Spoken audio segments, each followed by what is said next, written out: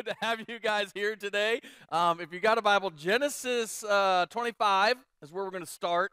Then we're going to go to Genesis 28. We might be in Genesis 28, Genesis 29 for the next couple of weeks. I'm going to see how this week kind of goes, and I've got some ideas of some things. We're in week number 4 of this Anchor series, and there's a couple topics and a couple things that we can pull out of the text that we're going to look at today. But we've been talking about anchors. We've been talking about what holds us down, what keeps us back, and what keeps us grounded, kind of both sides of things, in our relationship with Jesus. In the past 3 weeks, we've talked about being anchored in compassion. We said we need to do that because it's better than condemnation, and the church speaks a language of condemnation so often, and that turns people off, and people don't want to be a part of church, and people don't want to. It's not that they don't want to have anything to do with Jesus. It's just the people of God, because we're mean and judgy, and people don't want to be around that. We said in week number 2 that we had to be anchored to forgiveness. Being anchored in unforgiveness leads to bitterness and anger. And then last week we talked about prayer. This week I want to start out by asking you a question, and everyone has to participate. Have you ever ran from something? Now, let's start out easy, all right? Let's not go all spiritual and everything. Let's just kind of start like, has there ever been something or someone, like you were scared and you literally ran? I have a couple stories that I'll share with you. One of my first memories as a kid, it's an incredibly vivid memory. Is I was terrified of the Kool-Aid Man. Seriously. Like the commercials when I was a kid, they would, the commercial would come on and they'd be like, "Hey, Kool-Aid!" And the Kool-Aid Man would bust through the wall, and he would come, and I was terrified as a 3, 4, 15-year-old kid that Kool-Aid was going to come through bust through the wall and eat me or drink me or what. I don't know what Kool-Aid guy does, but I was afraid that he was going to, so terrified of that, like absolutely terrified. Another one of my early memories is running from my dad. How many of you have ever ran from your dad? Anybody ever done that? Now, I don't remember all of the conditions of this particular story. I just remember it had something to do with a hammer and his new truck, and me thinking I was helping him fix the truck. At least that's the story that's been told to me. I kind of blacked out. But I learned something running as a 4 or 5-year-old, and this is true. Runners aren't typically looking for a safe place. They're looking for an open space. Like if it's safe, it just happens to be a bonus, right? Now some people might push back and go, "Oh, no, Ryan. Runners are looking for a safe place." But think about this. Think about it. Just kind of humor me for a second. Anytime you see a movie and people are standing around and a bomb blows up, people don't run to safe spaces, right? They're trying to get away from something. Yes or no? Yes. And when you're running away from something, you don't really care if it's safe. You just care that if it's open. And once you get there, you'll figure out whether it's safe or not, right? And so that's what happened to me. I'm running from my dad, and I run around the corner, and I see my mom, and I just jump into her arms, and she takes me, and she kind of protects me like she always did from him, and so it was really cool. But I learned as a 4 or 5-year-old kid that when you're running, seriously, when you're running, you're not necessarily looking for safe, but you're looking for open. If you can find safe and open, that's great. So with that in mind, let me ask you this question. Have you ever ran from God? Have you ever ran from God, or are you currently running from God? Because this is what I know about people who are running from God. We're not necessarily looking for safe spaces. We're looking for open spaces. That's why when we, and I'll say all of us, when we run from God, we tend to run into destructive things. Because destructive things that are destructive, they don't discriminate, do they? Things that are destructive, they welcome us right in. And one of the reasons that runners typically will never run into a church is because churches to runners are neither safe nor open. And so what would it look like for a church to legitimately be an open and safe place where runners are welcome? I think that really needs to be a focus of Central Church. We need to be a church where runners are absolutely welcome, where it really is okay to not be okay. It's not okay to stay that way. I get all of that. But it's okay to not be okay. Where it's an open, safe place where you don't have to believe what we believe to belong to who we are. And a place where runners, no matter who they are, where they've been, no matter where they currently are, no matter what they've done, no matter what's been done to them or when it happened, are welcome. And the reason I say all of that is because I really do think we need to be a place that shows the grace of God. As a matter of fact, today we're going to talk about being anchored in grace. And so Genesis 25, there's a dude in the Bible, his name is Abraham. And Abraham had a son with a girl named Sarah. Sarah was like 90 years old. That's old to be having a baby, yes or no? Yeah, that's a great reminder to all of us that it's never too late for God to use you, right? She's 90 years old and had a baby. It's never too late for God to use you. They had a son named Isaac, and that's where we're going to pick up the story. Genesis 25, verse 21. Isaac prayed to the Lord on behalf of his wife because she was childless. So, again, they couldn't have a baby. And they couldn't have a baby, and that bothered Isaac. And that bothered Rebekah. And I'm sure for years they're like back and forth because they can't have a baby. And she really wanted a baby, and he wanted a son. He wanted someone to carry on the name. And I'm sure that there was so much tension and so much going on in this relationship. And so for all of these years, nothing. And so Isaac goes to the Lord in prayer. And it says the Lord answered his prayer, and his wife Rebekah became pregnant. Now, we got to talk about that because last week we talked about prayer. And I need to point something out here. This isn't really the point of the message, but it's in the text that we're using, so I got to point it out. Isaac didn't just pray for Rebekah to get pregnant. He participated in the prayer he was praying.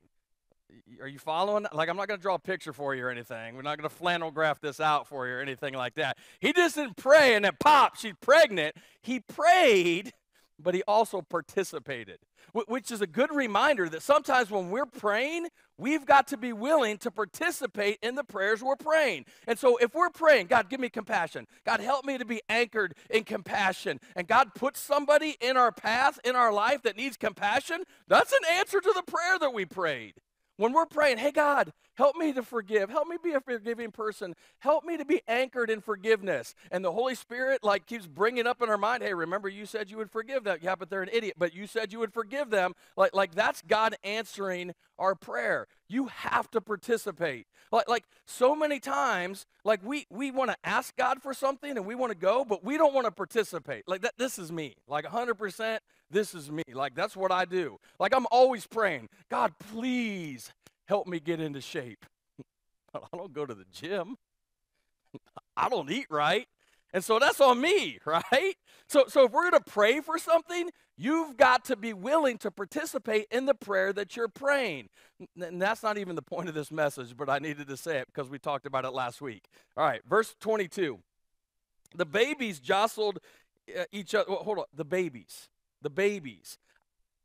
I don't think Isaac was praying for babies, right? I think he was praying for a baby. Guys, this is just guys, because girls, I don't know what you do or whatever. But any dude in here ever prayed for babies? No, right? You're like, you may pray for the baby, like, hey, Lord, help us. Nobody's praying for babies, which is a really good reminder that God's plans are always bigger than our plans. God always wants more for us than we want for us. Always. The Bible says the babies jostled each other within her, and she said, why is this happening to me? Which if you're a woman and you have a baby, you know the Bible's true because you've asked that question when a baby is inside of you, right? Why is this happening to me? There's a human inside of me using my kidneys as a trampoline. Why is this happening? And if you're married to a woman who's pregnant, you've asked that question too. Why is this happening to me? Why am I in the store in the middle of the night buying weird food? Why are you making me do this? And she told you because you did this to me, right? Like that's how that. Anyway, another message for another time. I'm just saying hypothetically. My wife's not in here right now, right? All right, just saying. The baby's jostled within her, and she said, why is this happening to me? So they went to inquire of the Lord. Lord, look at this. This is huge. The Lord said to her, 2 nations are in your womb, which I'm guessing if you're pregnant, you don't want nations inside of you. You want like tiny little babies inside of you, right? You don't want nations. But he said 2 nations are in your womb, and 2 peoples from within you will be separated. One people will serve the other. Or one people will be stronger than the other, and the older will serve the younger. When the time came for her to give birth, there were twin boys in her womb. Now look at this, verse 25. The first to come out was red, and his whole body was like a hairy garment. So baby Chewbacca's being born right here. I guess that's what's happening. So they named him Esau, which can be translated hairy or red. After this, his brother came out with his hand grasping Esau's heel. This is like a weird delivery. Right? This is messed up. So he was named Jacob. Now, Jacob is best translated deceiver. Like how could you like that? Like, can you imagine? Hi, my name's Jacob. This is my son, Harry Red. This is my son, Deceiver. Like these boys obviously are going to grow up with some problems, and they do. We'll see that. So he was named Jacob. Isaac was 60 years old when Rebekah gave birth to them. Now, I just want to point out the fact that Esau was born first. And in this culture, if you were born first, you were born with a birthright and a blessing. The birthright and the blessing were yours. But Jacob was grasping Esau's heel, which is a reminder to us that Jacob wanted what Esau had. It's also a reminder to all of us that every single person, no exception, we are all born sinful, separated from God. In other words, all of us, every single one of us, are born with a tendency to run from God. We're natural-born sinners. We're natural-born runners. That's who we are. Like we are born sinful. Let me prove it to you. I love this illustration. How many of you are parents? How many of you in the room are parents? Anybody had to teach your kid how to sin? No. They're born sinful little boogers, aren't they? Don't believe me? How many of you have ever seen this? How many of you have ever seen one kid bite another kid? How many of you have seen it? Have you seen a kid bite another kid? Who taught them that? Who? Our mom and dad at home? I can't believe you cooked that for dinner. Like biting on each other? Like, where do they learn that? No, they're born knowing how to harm another kid if they don't get their way. Like, we don't teach them that. We are all born sinful, and all of us are born with an innate desire to run from God, every one of us. And that's what happens in this story. The next couple of chapters get absolutely crazy because we see later on Jacob becomes what his father named him. His father named him deceiver. He becomes a deceiver. He cheats Esau out of his birthright and out of his blessing. It gets absolutely crazy. Now we don't really have a modern day equivalent of this, of cheating somebody out of their birthright and their inheritance. Like we don't really have it. So let me kind of paint a picture of what this looks like for you. Let's play pretend for a minute. I know you love when we play pretend, so let's do that. Let's pretend that you've worked really hard. And some of you don't have to pretend. Some of you work hard. I get that. Let's imagine that you've worked really hard and you've saved like $100,000. So you've got like $100,000 in a saving account.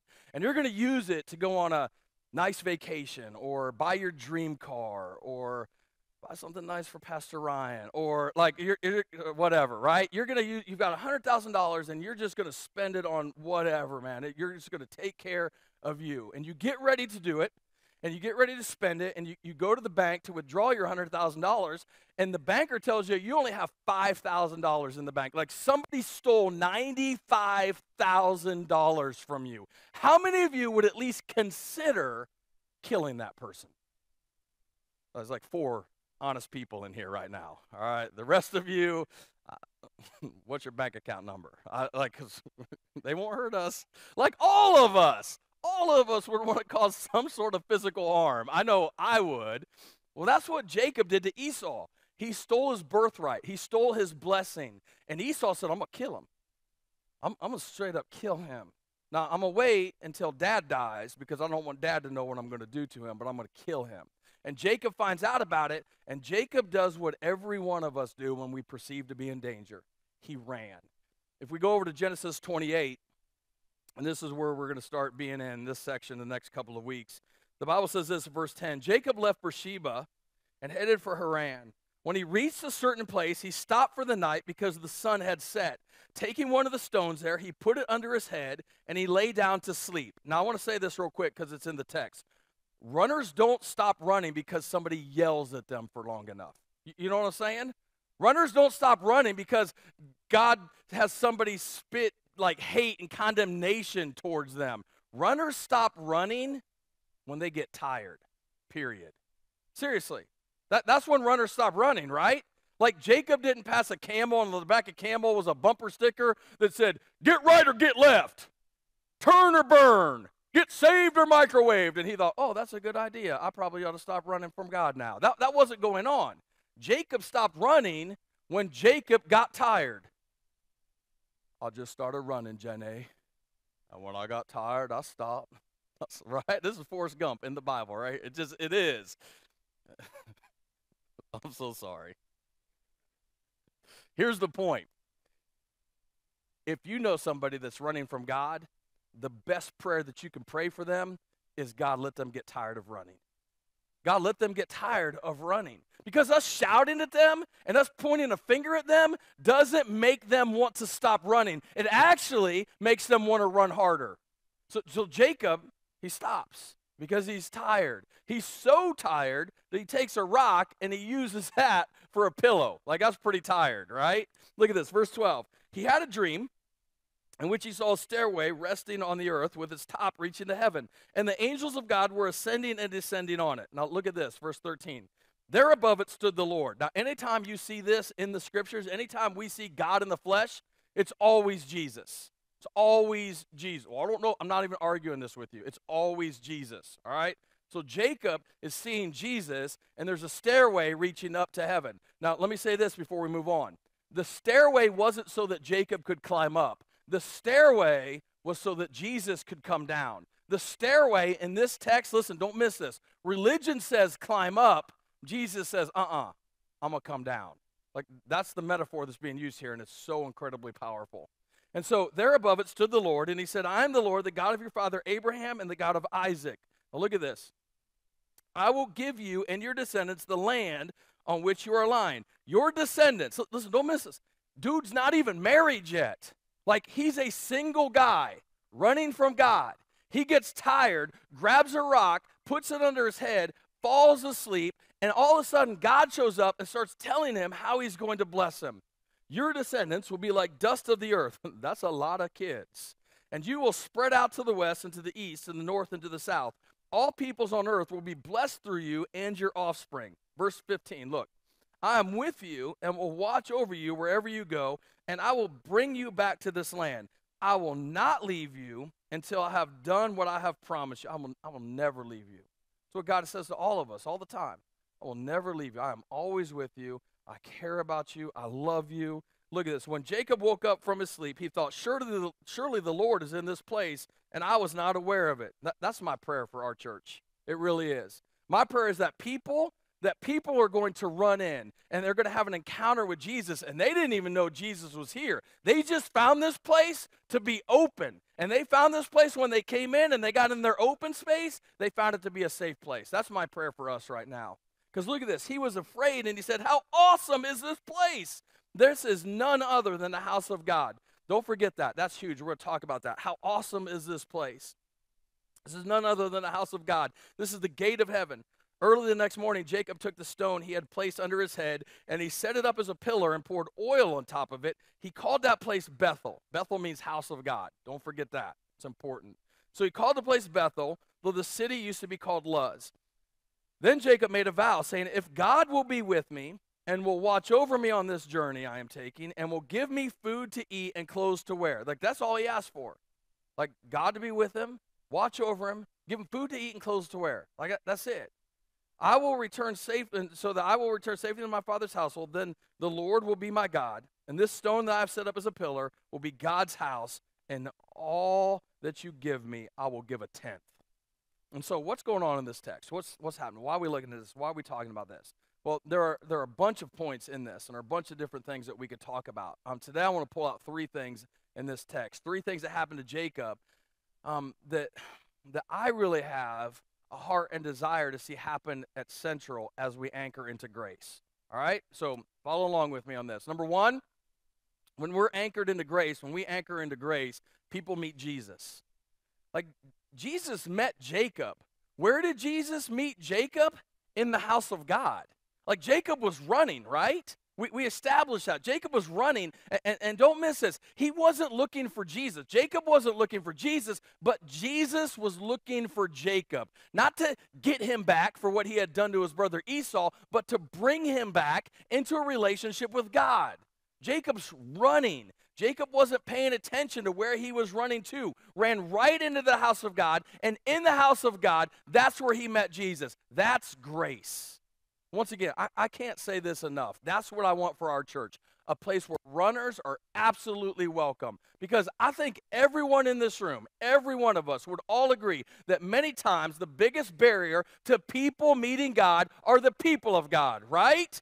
We said that in week 1. We talked about compassion being greater than condemnation. And we said the biggest barrier, the biggest reason that people don't want to come to church, the biggest reason people don't want to be with God is because of the people of God. In fact, some of you, that's your story. Like that's your story. You've got a bad story, church story. I've got a bad church story. We all have bad church stories. I could tell you a ton of them. I heard a pastor tell a story one time. This is a friend of mine, and he had been visiting a church, and there was a woman that sat behind him, and the message got done, and he's like, man, the message was great. The message was powerful. And there's this lady behind me, man, and she was bawling, like not weeping, just bawling.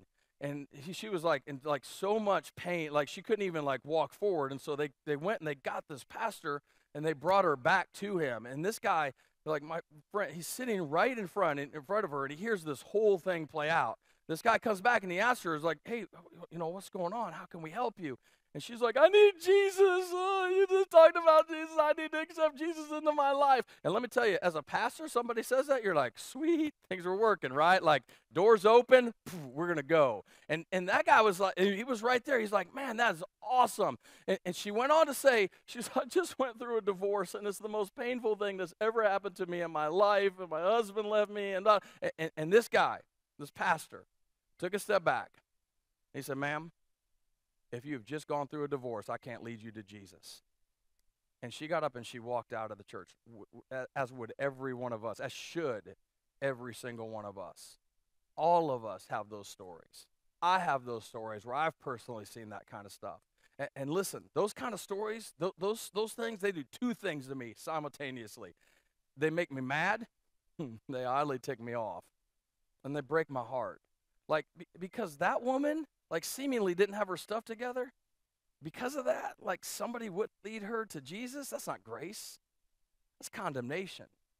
And that's a dangerous, dangerous, dangerous place to be. So, Jacob, when he ran into the house of God, let me ask you this question. When he ran into the house of God, he was still running, right? He runs into the house of God. What if God would have waited on Jacob to get everything together? What would that have been like? Jacob, you got to go home.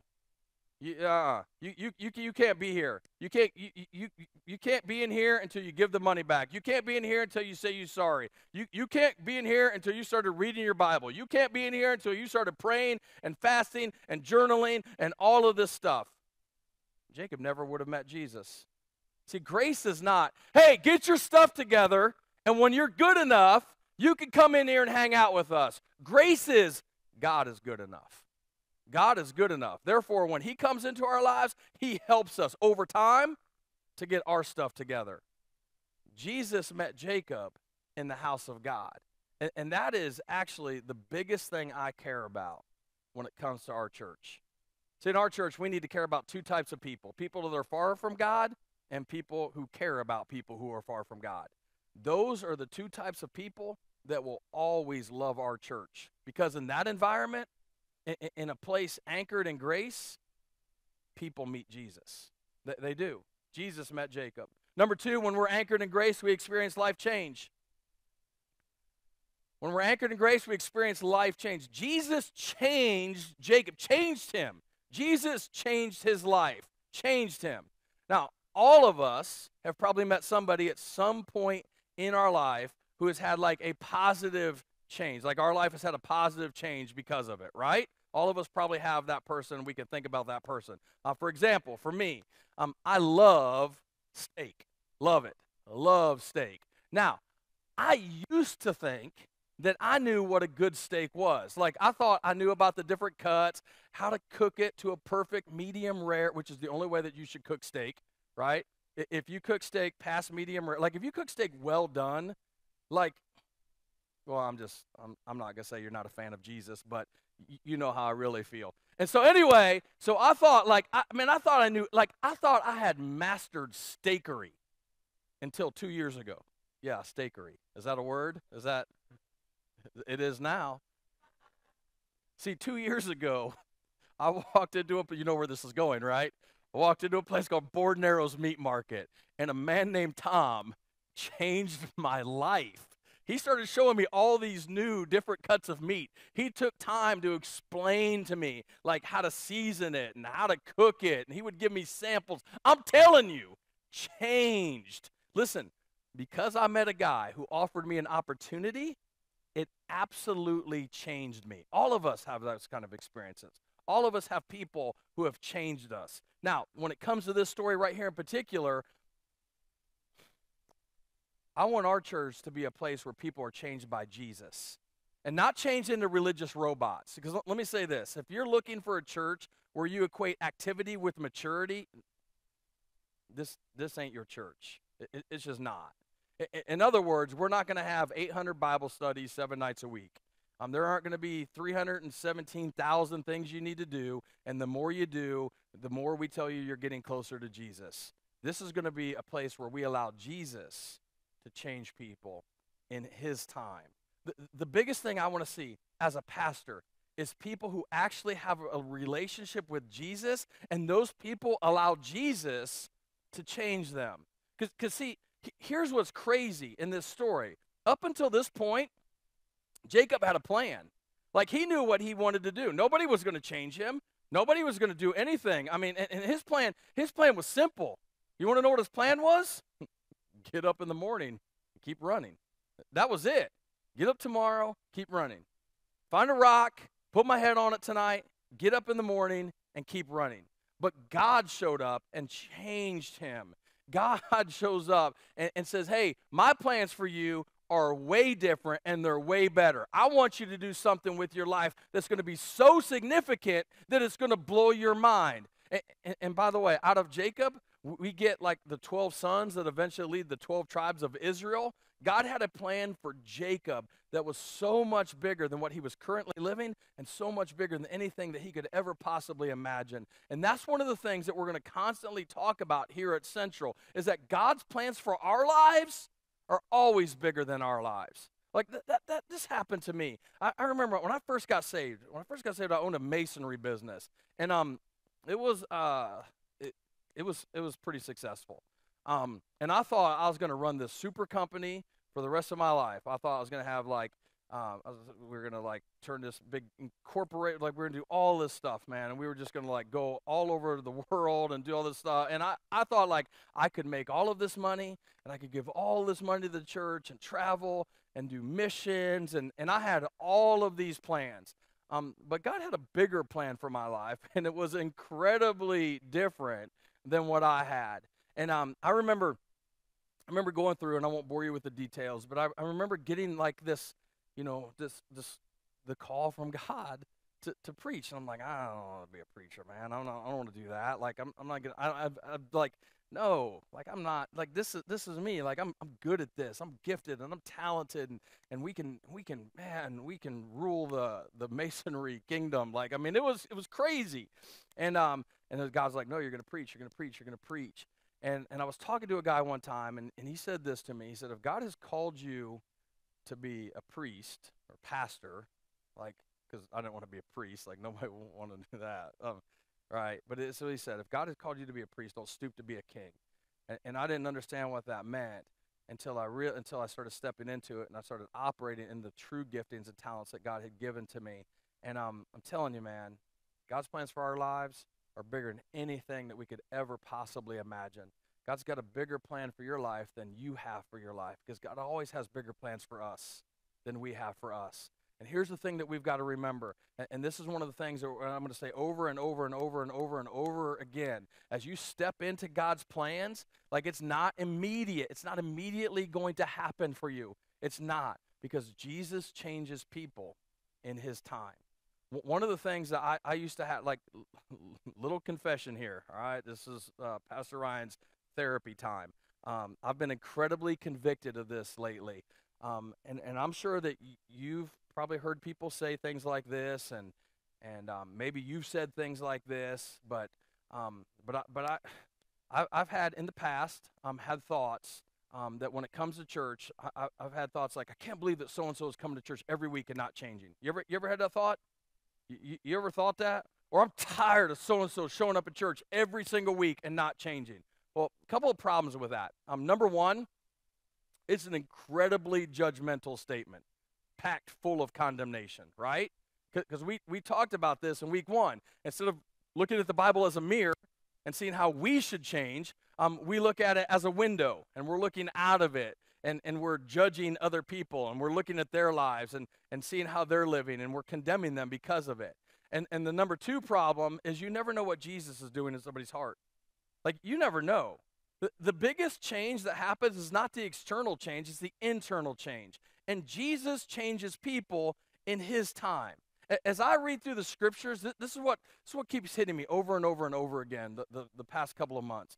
People who are not welcome in the temple. And when I say we're not welcome, the lame, the blind, the lepers, the tax collectors, the sinners, people who are not welcome in the temple were always welcome with Jesus. And Jesus didn't say, I'm tired of those people showing up every week and not changing. He just changed them. He just did something that the temple could never do. He changed them. He did something the church could never do. He changed them.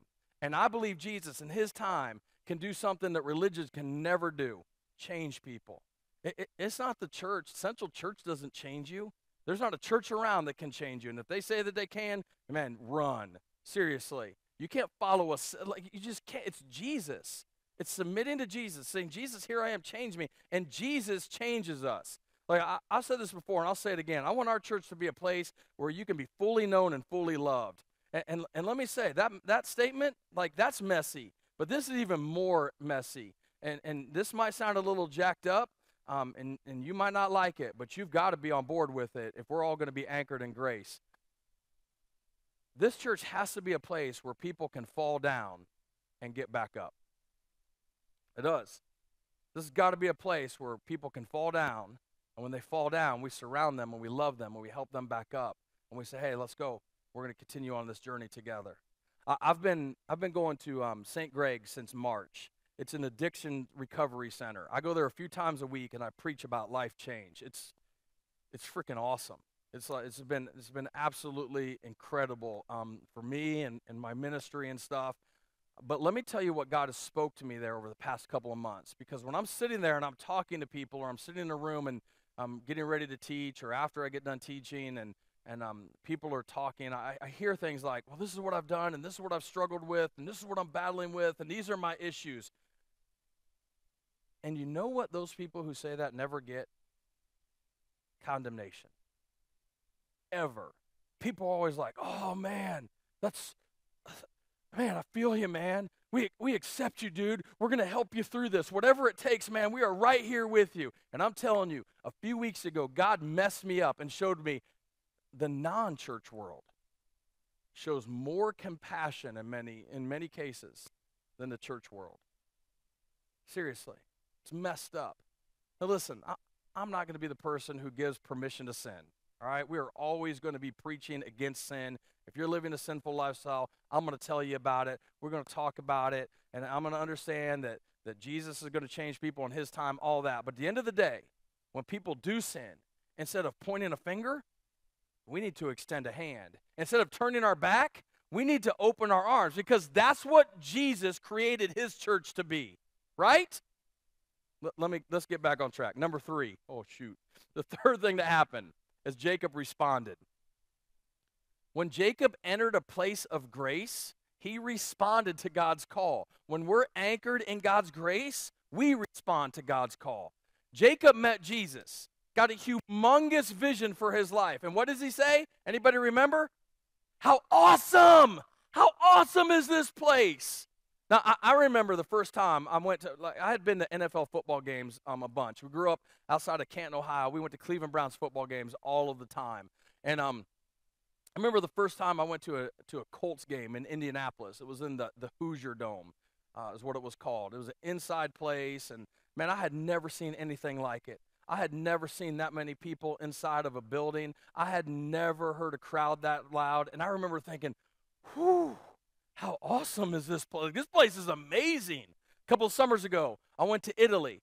And one of the main things I wanted to do when I went over there is I wanted to see the Colosseum. Like, I just couldn't wait to get to the Colosseum. And I remember standing outside of that thing with Chloe, and we're looking up at this thing, and I'm like, whew, how awesome is this place? Like, this place is amazing. We've all been to places, and we've seen them, and we're like, oh, that is so cool. Like, how awesome is this place? Jacob, when he woke up from his dream, he's in the house of God. And what does he say? Whoo! How awesome is this place? Not because God told him, stop running, but because God met him there and gave him a huge vision for his life. And don't miss this. He didn't say, oh, how awful is this place? How condemning is this place? He said, oh, how awesome is this place? And let me point this out. After Jacob, after he left this place, he wasn't a poster child for godliness. Like, you can read about Jacob's life. He was jacked up, man. He lived a messed up life. But here's what grace does. Grace saves us, and grace sustains us when we fall down so that we can get back up. Grace saves us and also sustains us so that when we fall down, we can get back up. And so I want to close by asking you this question. Are you, right now, currently running from God? Are you? The only person that can answer that question about you is you. Nobody else. Not your spouse, not your parents, not your brother, not your sister. Like only you. Are you currently, in any area of your life, running from God? If so, maybe the reason that you're hearing this message today is so that you can know that church is a safe place where runners are welcome. And you can just come home. You can just come home. Maybe the reason that you're hearing this is so that you can understand that you are running. And God's not mad at you. He's not out to get you back, to punish you. He just wants to bring you back into a relationship with him and let you know, hey, today you can come home. Maybe you got a bad church story. And you're like, I'm done with church. I'm sick of church. I don't even know why I'm here today. You know what? Again, we all have bad church stories. You know who else had bad church stories? Jesus. Jesus had a bunch of them. But Jesus hasn't given up on church, and neither should we. Maybe you're far from God because people told you, you need to stop. You need to stop that. You need to quit acting like that. You need to stop this. You need to stop that. And maybe you're tired of like just this condemnation that people have been yelling at you for years and years and years. And the true message that you need to understand today is that you can accept Jesus Christ into your life and be radically changed on the spot. And then you'll have the ability to allow him to transform you in his time because of his grace. It's called amazing grace. And when we anchor into it, amazing things happen. Let's stand and sing.